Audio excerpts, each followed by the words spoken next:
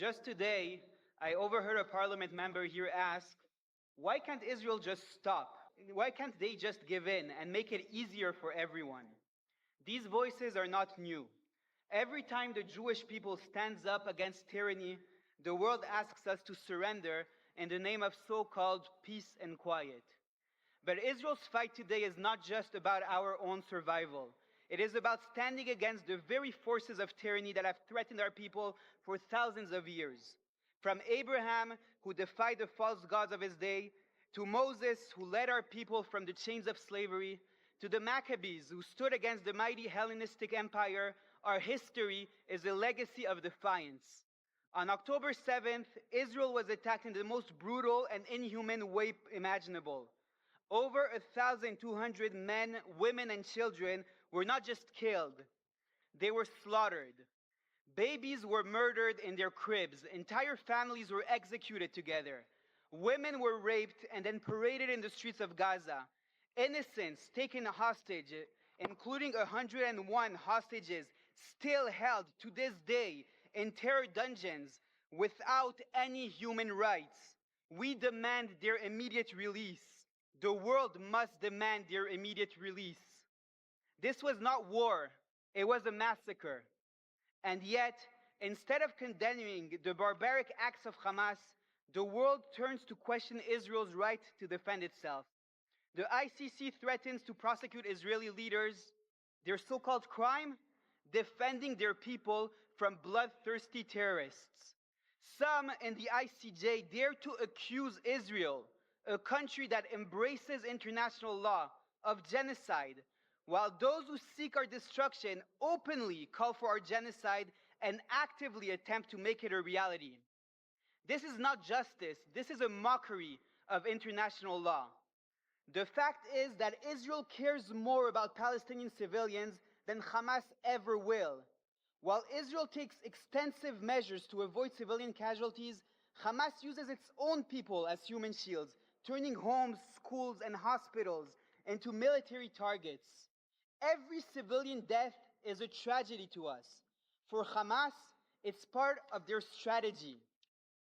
Throughout history, the Jewish people have always been singled out and attacked by the world's tyrants. Why? Because we carry the idea of freedom and justice.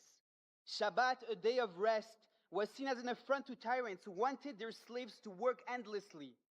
The idea of limited government comes from our tradition, which calls for rulers not to be all-powerful. So does the concept of human dignity, that every individual is made in the image of God, a concept that has inspired movements for freedom worldwide. This has never made the tyrants happy.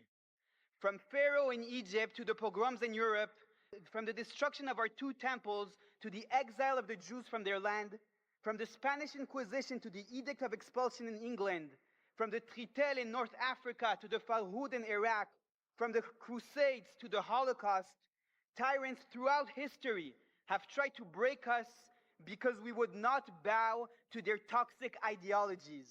We refused to bow, we refused to renounce our faith, and we refused to disappear. Today, we once again stand firm.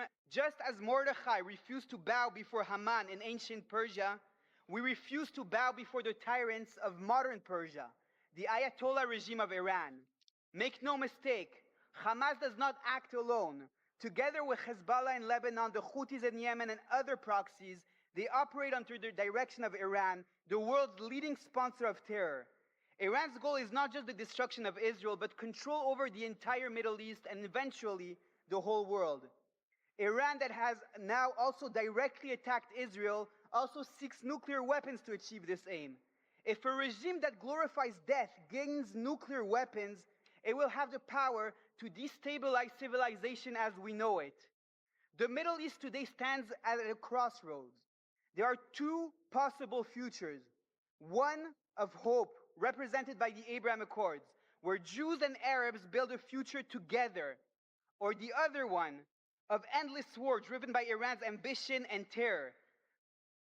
I call the world, choose the path of the Abraham Accords and help us defeat Iran's terror.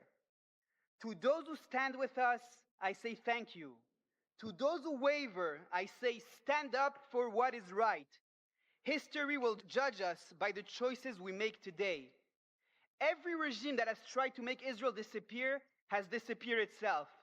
The pharaohs enslaved us, but we were freed and built an eternal nation. Where are the pharaohs today? The Babylonians exiled us, but we returned and rebuilt our homeland. Where are the Babylonians today? The Hellenistic Empire tried to destroy our faith, but we survived. Where are they today? The Nazis tried to exterminate us, but we not only survived, we thrived and rebuilt our ancient homeland. Where are the Nazis today? Today our enemies hold the same toxic genocidal ideology. They can try, but we will stand firm, defend ourselves, and we will win. We will not stop until we defeat this evil and release our hostages for the good of Israel, for the good of the Middle East, and for the good of the entire world. Israel.